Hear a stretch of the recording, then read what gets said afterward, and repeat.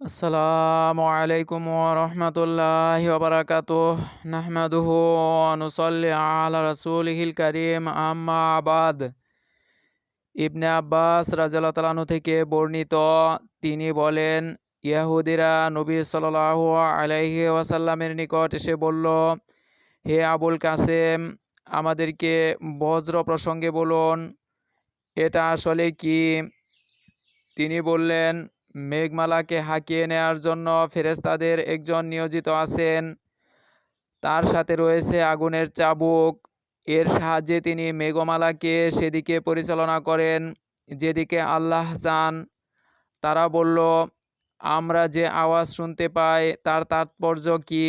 রাসূল সাল্লাল্লাহু আলাইহি ওয়াসাল্লাম বললেন, এটা হচ্ছে ফেরেশতার হাক ডাক।